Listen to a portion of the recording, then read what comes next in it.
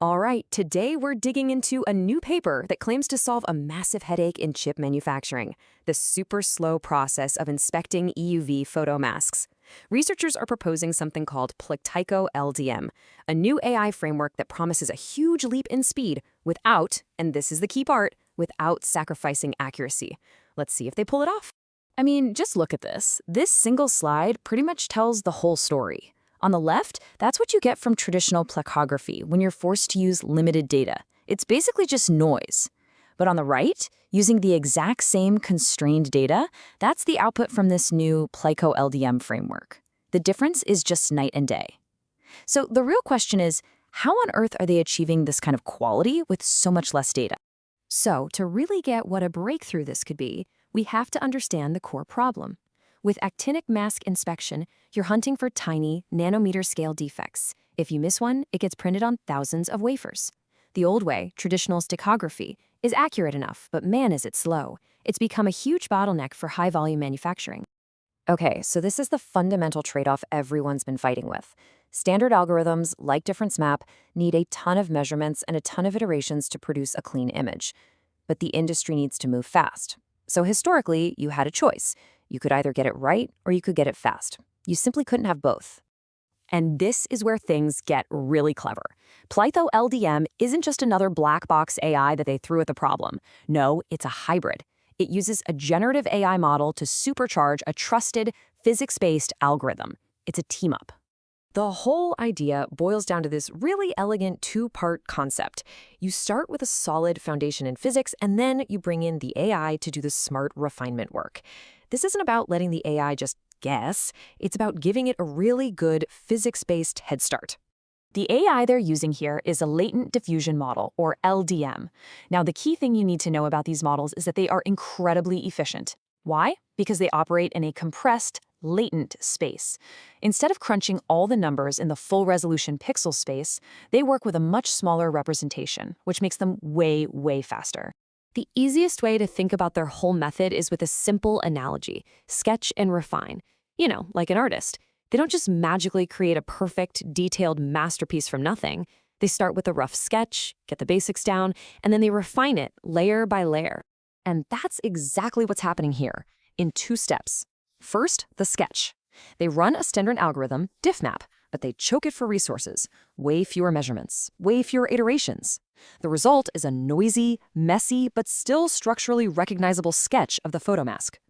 Then comes step two, refinement.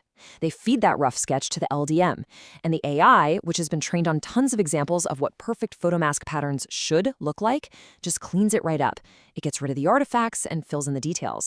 So let's go back to those first images, but now you know the trick. That noisy mess on the left, that's the sketch from the starved diffmap algorithm. And the crystal clear image on the right, that's the final piece after the LDM has done its refinement. It's an absolutely incredible transformation. Okay, so it's a very neat idea, for sure. But does it actually hold up under pressure? A cool concept is one thing, but we need to see the proof. So let's dig into the evidence from their experiments. This right here, this is why they needed a new approach in the first place. You can see the traditional algorithm just completely falling apart as you reduce the number of measurements. You starve it of data, and it simply fails to give you a coherent image. This is the exact scenario Ptycho-LDM was built for. And here's the head-to-head comparison. Under the exact same challenging, data-scarce conditions where the standard diffmap just gives up, Ptycho-LDM pulls through. It successfully reconstructs the fine structures and even nails the critical defect details. This isn't just about making a prettier picture. It's about getting a result that's actually useful. And of course, they have the numbers to back it up. They're reporting a peak signal-to-noise ratio, PSNR, of over 40 decibels. For anyone who deals with image processing metrics, you know that is a very strong score. It points to a really high-quality, robust reconstruction with almost no noise. So the results look fantastic, almost a little too fantastic. And whenever you see a study with this kind of impact, you have to put on your skeptic's hat and start asking the hard questions. Is this research solid? Can other people in the field actually reproduce it? Because really, this is the question that separates a flashy demo from a genuine scientific step forward. Any serious researcher reading this paper is going to be hunting for the details they need to try and verify these claims themselves. Well, the authors give a pretty direct answer. This is a quote straight from the paper, and it shows a serious commitment to transparency. Promising to release not just the code, but the data set too? That's a huge deal for making sure the work can be validated by the community. So if you run down a basic reproducibility checklist, this paper just ticks all the boxes. They've promised the source code, they've promised the data set, they've given us a clear comparison against a standard baseline, and they're using clear quantitative metrics. Honestly, from a rigor and reproducibility standpoint, this is exactly how you want to see research done. And that brings us to the big final thought here. The authors say their framework can be adapted for other similar tasks, but what if it's even bigger than that? Could this sketch and refine model, this combination of solid physical models and powerful generative AI, be the future for a whole range of scientific imaging challenges, way beyond just making chips? What do you think?